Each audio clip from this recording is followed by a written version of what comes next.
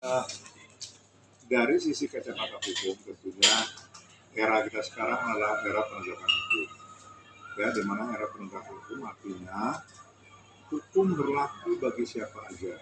Ya, ada istilah bicara hukum equality before the law. Sama semua orang yang kena hukum.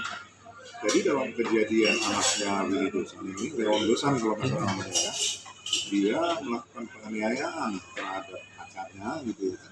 Nah ini tetap ya kan diatur di dalam pasal penganiayaan pasal 351, 352, 354 bahwa diancam dengan hukuman. Nah tergantung memang dilihat seberapa jauh akibat daripada penganiayaan ini. Saya nggak tahu karena saya belum dengar visumnya seperti apa. Tetapi sudah dilakukan langkah penanganan dalam arti ditangkap dan ditahan oleh kepolisian. Gitu.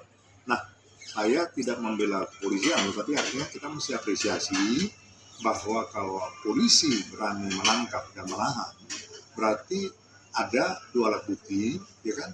Bahkan saksi-saksi, barang bukti yang sudah dipegang sama polisi. Nah, polisi juga berani melakukan penahanan, berarti ada satu pasal yang melebihi 5 tahun ancaman hukumannya.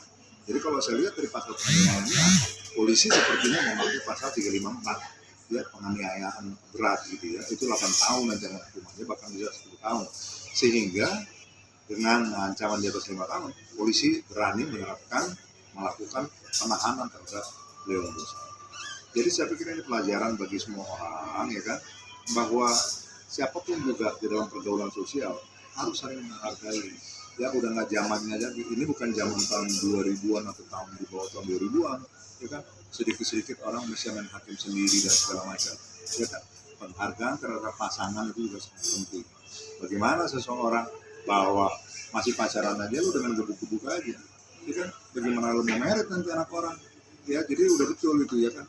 Artinya si perempuan ini juga pacaran masih bersyukur tahu kelakuan pacarnya sekarang bahwa dia ringan tangan, ya kan, kemudian suka-sukanya melakukan penganiayaan. Daripada nanti katakanlah udah serius merit baru terjadi ya penganiayaan di dalam rumah tangga, itu kan lebih repot lagi, ya udah sah secara hukum. Kalau sekarang kan masih pacaran. Jadi saya pikir ini mesti dicermati sebagai satu langkah yang baik. Saya pikir tidak ada yang mesti diragukan dalam hal ini dari pihak kepolisian. Ya kalau seperti ini memang mesti ditangkap, diproses secara hukum. Itu dari segi hubungannya dia dengan pacar. Kemudian dari yang saya lihat bukti bahwa di dalam rekaman itu ada juga penghinaan, ya kan, kepada pihak kepolisian gitu, ya kan. Nah ini juga bisa diminta pertanggungjawaban hukum karena di pasal 207 KUHP tidak menghargai kepada aparat dan kemudian melakukan penghinaan, itu juga ada ancaman hukumannya, gitu. 1 tahun lebih, 1 tahun 6 bulan, ya. Ini juga pasalnya cukup serius. Jadi kadang-kadang kita jangan melihat bahwa oh ini satu hal pidana ancamannya 5 tahun. Tadi untuk penganiayaannya polisi sudah menerapkan pasal 354-nya menurut saya karena memang barang ditahan. Tetapi penghinaan terhadap aparat, memaki-maki aparat dengan kata-kata kotor, itu juga nggak boleh. Aparat negara itu kan yang mengayomi, yang melindungi masyarakat. Bagaimana orang yang melindungi mengayomi masyarakat, kemudian kita hina sedemikian rupa. Tetapi saya mesti katakan begini juga, kita mesti fair. Ini juga himbauan kepada pihak aparat negara. Ya kan? Berlakulah, saya nggak bicara institusi ya, bahwa masih banyak sekali polisi-polisi di negara kita yang suka-sukanya melakukan juga tindakan-tindakan di luar hukum, ya kan? Sehingga yang dibaca masyarakat, yang terekam di masyarakat, polisi ini banyak kan, oknum polisi banyak yang nggak beres, banyak banget, bukan banyak, tapi banyak banget yang nggak beres. Sehingga jangan juga salahkan masyarakat kalau masyarakat kadang dia mengeluarkan statement, oh polisi ini begini, polisi itu begitu. Artinya mari sama-sama berbenah diri. Sebagai warga tidak boleh mengeluarkan statement melakukan penghinaan kepada aparat, tetapi aparat juga membenahi diri, introspeksi diri supaya memang ke depan punya wibawa di masyarakat, sehingga masyarakat itu melihat petugas itu punya itu penghargaan, senggen gitu, hormat kepada pihak kepolisian, ya kan. Jangan seperti kalau kita lihat di luar negeri, polisi itu cuma jauh aja, nggak pernah ada polisi di tengah jalan, tapi orang nggak berani melanggar lampu merah. Kalau di sini udah ada polisi masih aja jalan, kalau diperipetin malah kabur dan segala macam. Ini kadang-kadang contoh bagaimana masyarakat tidak menghargai pihak kepolisian gitu. Tapi artinya polisi juga kenapa diperlakukan begitu masyarakat, karena aparat kepolisian, oknum kepolisian juga banyak sekali di lapangan yang melakukan perbuatan-perbuatan melanggar hukum atau melakukan suatu perbuatan-perbuatan yang tidak beretika sehingga masyarakat menjadi kurang menghargai. Mari perbaiki masing-masing. Masyarakat memperbaiki diri, polisi juga introspeksi diri supaya sama-sama boleh saling sejajar atau saling penghargaan. Kita hormati polisi sebagai pengayom dan polisi yang menghargai masyarakat sebagai orang yang bisa dijaga hak-haknya dia di dalam pergaulan sosial. Bang, terkait yang ketika untuk pihak dari Willy Dosen mengupayakan restoratif justice, perdamaian, hal apa yang harus dilakukan agar bisa melakukan perdamaian itu sendiri ketika itu deadlock? Seperti apa, Bang? Langkah apa sebaiknya yang dilakukan untuk bisa menyelesaikan masalah ini secara baik-baik? Iya. Jadi restorasi justice itu memang dibuka ya kemungkinan untuk boleh menyelesaikan masalah, ya kan? Tetapi kan itu tergantung kepada keterbukaan ya hati daripada orang yang merasa dirugikan tentunya. Orang yang sudah merugikan orang lain tentunya dia takut, wah saya ini bakal dibui nih, ya kan?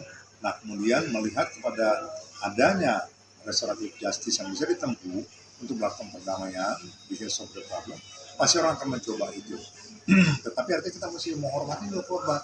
Kalau korban merasa memang yang dilakukan sudah keterlaluan dan dia mengalami satu tindakan penganiayaan yang luar biasa secara fisik maupun secara psikis, ya dia juga punya hak juga untuk mengatakan bahwa saya minta pertanggung hukum terhadap si pelaku. Jadi artinya restorasi justice ini bisa terjadi kalau kedua pihak memang saling mau katanya memaafkan, ya. Artinya si pelaku minta maaf, ya, dan si korban mau juga membuka diri untuk memaafkan, baru terjadi. Nah kalau nggak bisa ya berarti buntu.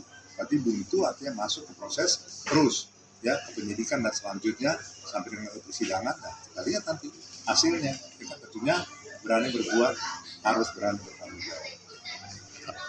Dan hal itu untuk berikan efek jera juga ya, Bang, karena melihat mungkin karena adanya arogansi dari pihak pacarnya Leon Dozen yang katanya jago karate, itu menjadi sebuah landasan mungkin untuk memberikan efek jerah. Pacarnya Willy Dozen, perempuannya di jago karate? Enggak, yang Leon Dozennya. Si Willy Dozen anaknya? Iya. Ya nggak bisa dong, ya kan? Nggak ada alasan. Jadi begini ya, kalau saya boleh cerita ya, saya juga punya latar belakang ilmu bela diri. Saya pemegang taekwondo, ya, pemegang Gandiga taekwondo. Waktu muda saya lakukan hal itu gitu kan, tetapi itu dulu gitu kan. Nah apakah itu menjadikan alasan pembenar bahwa kita boleh melakukan segala sesuatu karena memang kita punya kemampuan kelebihan di bidang bela diri ya. Dulu kalau saya tuh ingat ya, saya punya suhu tuh mengatakan begini, kita mesti seperti ilmu padi, makin tinggi makin lembut. Artinya orang kalau punya ilmu bela diri tujuannya apa sih? Ilmu bela diri, membela diri pada waktu ada orang mengganggu kita, menyerang kita. Jadi bukan ilmu yang menyerang gitu, ofensif, enggak. Bela diri adalah ilmu yang diajarkan untuk kita menjadi seseorang yang bisa melakukan defensif. Jadi menjaga, menunggu. Tapi kalau orang masih katakanlah melakukan sesuatu tindakan sama kita yang keras, kok kita bisa, artinya kita nggak mau jadi korban. Jadi tujuan bela diri itu supaya kita jangan jadi korban untuk orang-orang yang biasa melakukan kekerasan. Bukan kita punya ilmu bela diri kemudian kita melakukan tindakan ofensif menyerang kepada orang lain. Itu sangat menyerang. Ya. Oh, Jessica Wongso. Terkait tentang Jessica Wongso, Bang, yang sekarang lagi marah kembali dan korban Otto juga mengajak teman-teman untuk ikut terlibat. Nah ini melihatnya juga seperti apa tentang hal ini, Bang? Nah ini menarik nih kalau masalah politik ini ya, karena memang saya sudah ikutin ya permasalahan ini dari mulai 5 tahun yang lalu. Jadi ya, untuk masalah Jessica ya, untuk masalah para advokat yang mengatasnamakan 3.800 orang advokat yang sekarang akhirnya sudah mendeklarasikan diri untuk mendukung Prabowo. Dari awal saya sudah beberapa kali ya didatangi sama media. Saya bilang, saya bisa baca ini permainan, ya. Dengar ya waktu itu kan, beberapa kali kita komunikasi ya, lewat WA ya. Saya bilang, saya bisa baca ini permainan. Permainan ini adalah, ya, demi keuntungan seseorang, ya kan, yang mau katakanlah membela salah satu paslon, ya kan. Sehingga memang dari tahun 2019 dulu, saya tahu nih kemana arahnya ini, ya kan. pimpinannya Pradi ini kemana arahnya udah tahu saya gitu. Karena saya juga pernah harinya berdebat agak keras ya kan sama dia, karena memang dulu di tahun 2019 ya kan Otto itu pernah membuat juga hal seperti ini. Ini nggak berubah namanya, AAIB, saya ingat tuh, Asosiasi Advokat Indonesia Bersatu mendukung 02 dulunya ya kan. Nah, pada waktu kasus Jessica ini diangkat ya melalui alasan Netflix segala macam, kemudian dianggap juga seolah-olah begitu banyaknya para advokat mendukung bahkan sampai 3.800 ya kan. Ini dari segi penegakan hukum memang artinya kita mestinya melihat bahwa hebat ya, ada kesadaran para advokat untuk membela kepentingan hukum seseorang yang seolah-olah dinyatakan diadilin, kemudian tidak fair, ya kemudian dihukum selama 20 tahun, dan ini harus dibuktikan lebih jauh. Makanya mau diadakan upaya. Sampai di situ saya sudah agak tergelitik, tetapi saya belum bisa menjustifikasi ke hal-hal yang lain. Tetapi kemudian belakangan, ya para advokat yang bergabung ini kemudian menyatakan diri, ya membentuk sesuatu asosiasi juga namanya Asosiasi Advokat Indonesia Bersatu mendukung salah satu paslon. Nah ini yang nggak benar. Yang dulu 2019 saya udah lawan habis-habisan. Saya bilang saya nggak boleh, karena pada waktu itu apalagi gitu ya, Pradi dibawa-bawa di dalam konferensi persnya ada spanduk Pradi di belakang. Maka saya bilang organisasi advokat adalah organisasi yang independen, nggak boleh memihak kemana-mana. Nah dalam hal ini juga, walaupun yang mengesamakan asosiasi, tapi saya pikir cobalah ya lebih rileks ya, kemudian lebih objektif ya kan, bahwa tetap aja yang dikumpulkan ini sekarang adalah para advokat, walaupun dari berbagai asosiasi atau dari berbagai organisasi. Tetapi ingat bahwa kalau dikatakan 3.800 ini dengan kesadaran sendiri, saya tidak percaya, dan saya bisa buktikan bahwa 3.800 bahkan bertambahnya dari 3.800 itu bukan kena inisiatif sendiri, tapi karena diajak. Saya punya bukti, ya anak saya seorang advokat juga, ada di organisasi advokat. Saya mesti katakan anak saya di Pradi, dia tunjukin nama saya, Pak, ini WA dari Pradi, ya kan, bahwa kami advokat muda diajak untuk bergabung dengan advokat 3.800 ya untuk menyatakan diri, katakanlah mendukung Jessica, yang ujung-ujungnya sekarang itu dibawa untuk bersatu dalam Asosiasi Advokat Indonesia Bersatu mendukung Prabowo. Ini kan nggak benar kalau begini, ya kan? Janganlah ya. Jadi saya mesti ingatkan saudara Otto itu ada teman, ya kan? Kita bersahabat nih, ya kan? Bahkan terakhir kita masih kontak-kontak di teleponnya juga ada di lapangan golf. Tetapi artinya kejadian seperti ini atau apa yang dilakukan untuk mendukung, silakan mendukung, tapi janganlah mengatasnamakan ini itu, dan kemudian jangan menggiring juga kasus Jessica yang sudah dikumpulkan bagus untuk membela kepentingan hukum, sekarang ternyata dibelokkan untuk kepentingan mendukung satu paslon tertentu, ya kan? Itu nggak baik lah, ya kan? Yang jelas nggak boleh seperti itu dan tidak etis seperti itu. Kemudian kalau upaya-upaya yang mau dilakukan untuk Jessica, saya pikir apalagi yang mau dilakukan. Saya sama kan sama Anda juga gitu ya, sama 3.800. Saya juga sama advokat kok. Anda advokat, saya advokat juga. Ya kan? Saya malah lebih senior. Saya udah mau 70 tahun umur saya gitu ya. Cukup lama juga saya udah berkecimpungan.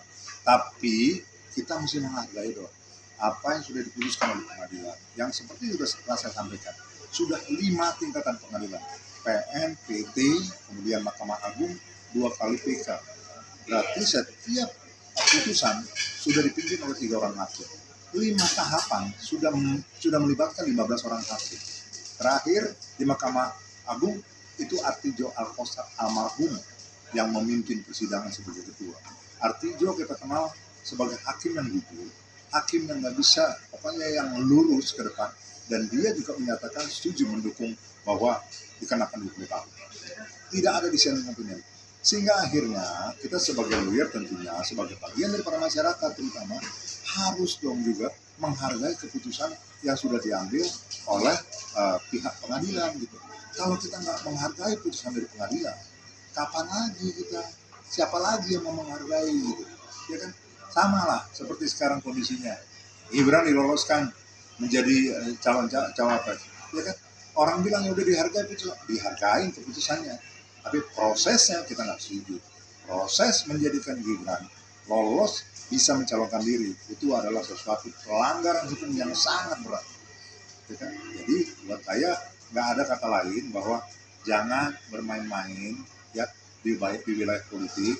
Kita lada advokat, jalan aja, ya kan? Silakan tegakkan hukum dan keadilan ya melalui profesi kita dengan tidak memihak ke kiri kanan ya, yang nanti akhirnya masyarakat akan tahu itu kalau menang, ya kan, sehingga ada sesuatu yang diharapkan, ya kan. Saya tahu apa yang diharapkan oleh orang-orang yang kata mendukung ke kiri ke kanan, ya kan, mengharapkan sesuatu. Saya juga mendukung seseorang, ya kan. Saya ajak teman-teman saya nggak mau kasih tahu lah dukungan saya siapa, mungkin kalian bisa baca, tapi saya nggak pernah mengharapkan apa-apa. Saya mendukung sebagai masyarakat bahwa saya menyadari hak suara satu sangat berarti buat memenangkan atau buat mengalahkan seseorang. Maka itu saya pakai. Tapi kalau saya menggiring-giring orang untuk mendukung salah satu paslon dengan iming-iming atau dengan harapan saya mendapatkan posisi tertentu, saya mau jadi menteri, mau jadi jaksa, oh no, enggak lah. Saya mau hidup, saya mau tenang, umur kita udah senior sekarang, kita mau lebih bagus, hidup kita berguna bagi yang lebih masyarakat lebih jauh lagi, tanpa harus bercita-cita atau bermimpi-mimpi mau jadi seorang pejabat, mau jadi menteri atau menjadi jaksa. Saya pikir itu sudah lewat, biarlah itu menjadi bagian yang lebih mudah lagi, itu bukan kita mesti kejar-kejar itu. Bang, tadi kan mereka datang ke Badan Pengawas Mahkamah Agung untuk mencari keadilan terhadap Jessica Wongso. Mereka mengatakan bahwa ada kriminalisasi terhadap Jessica Wongso dan di pihak mereka tidak mau mengadakan otopsi. Yang dipertanyakan hal itu, Bang. Begini, kalau nggak mau mengadakan otopsi itu kan dari pihaknya dia. Sekarang kan kita sudah mengikuti juga. Ya sekarang kan podcast di mana-mana, YouTube di mana-mana. Kita juga mesti jelas dong mendengar kedua belah pihak. Nggak bisa dong satu persoalan kita cuma dengar satu pihak. Dimanapun kalau ada berseteru, orang ributnya ya suami istri berantem aja, katakanlah mau cerai, kita mesti dengar ini versi istri apa sih, versi suami apa, apalagi ada satu kasus pembunuhan gitu yang sudah diuji melalui satu proses peradilan yang demikian panjang, ya kan. Nah kemudian kenapa nggak dimakan proses persidangan di PN, kemudian bandingnya udah dilakukan juga, kasih dilakukan PK udah 2 kali, masa dalam 5 tahapan ini kita nggak puas? Artinya keberatan itu pasti kan sudah diajukan dan sudah dijawab ya kalau dia pengadilan. Jadi gini, saya bilang stoplah untuk mencari-cari lagi ya upaya hukum, karena menurut saya upaya hukum yang dilakukan itu sudah selesai, sudah maksimal dan sudah 2 kali dikasih izin PK ya, karena ada aturannya bahwa PK itu hanya boleh diajukan 1 kali, kemudian diajukan 2 kali, berarti sudah dapat katakanlah dispensasi dengan alasan ABCD, ada aja alasan-alasan pendukung untuk itu, ya kan? Kemudian sudah dikabulkan untuk mengajukan 2 kali, kemudian 2 kali gagal. Sekarang mau diajukan lagi. Nah, karena kita tahu bahwa hukum itu harus ada kepastian hukumnya. Nah, kalau terus dilakukan upaya, ya kan 3 kali, nanti ada lagi alasannya, ada hukum sudah 4 kali, 5 kali. Kapan kelar ini urusan? Gitu? Jadi saya pikir peradilan sudah selesai, membuktikan sudah selesai, proses sudah selesai, nggak ada yang bisa diributkan lagi. Sekarang kalau ada laporan kepada hakim dan lain sebagainya, udahlah, gitu. Nanti saya mau bilang begini, ya, kalau saya mau ngomong lebih ke politik lagi, jangan diajukan sesuatu ya untuk meminta keringanan, seolah-olah perjuangannya tidak berhasil, sehingga pemerintah baik mendengarkan masyarakat. Sementara sekarang masyarakat lalu Netflix, ya, seolah-olah ini merasa bahwa Jessica itu paling benar gitu. Jessica itu orang benar, sehingga dapat reaksi dari masyarakat. Sehingga kalau pemerintah memberikan katakanlah keringanan atau membebaskan Jessica dengan upaya hukum apapun itu, orang bilang pemerintah baik. Pemerintah sekarang siapa sih? Pak Jokowi ya. Pak Jokowi baik segala macam. Pak Jokowi mendukung siapa? Mendukung ke Prabowo Subianto. Yang dapat nama siapa gitu, janganlah. Jadi jangan buat hal-hal seperti ini hanya untuk katakanlah menggiring opini bahwa Pak Jokowi orang baik, ya kan. Kemudian dengan itu kita hargai dia dan masyarakat senang dengan Jessica katakanlah dengan upaya hukum apapun itu dari target mereka, bisa mendapat keringanan atau pembebasan, kemudian dengan itu wah pemerintah baik segala macam, sehingga memang pemerintah didukung kan gitu kan. Sementara tujuannya yang katakanlah mengupayakan ini punya kaitan lagi urusan dukung-mendukung kepada salah satu paslon yang lagi ada di kontestasi sekarang. Ini kan nggak benar seperti itu. Jangan dipergunakan hal-hal seperti itu. Saya terus terang pribadi saya nggak setuju. Ya kan? Tahun 2019 saya udah pernah keras sama Bung Oto ya untuk mengucapkan ini, ya kan? Anda bisa ingat, saya datang di Soho dulu, ya. Saya nggak mau itu terjadi lagi. Tapi kalau Anda mau memaksakan diri dengan alasan ini hak saya segala macam, silakan. Saya cuma mengingatkan aja bahwa yang Anda lakukan itu tidak masuk dalam ranah yang punya etika yang jelas. Gitu. Itu aja. Sip. Oke.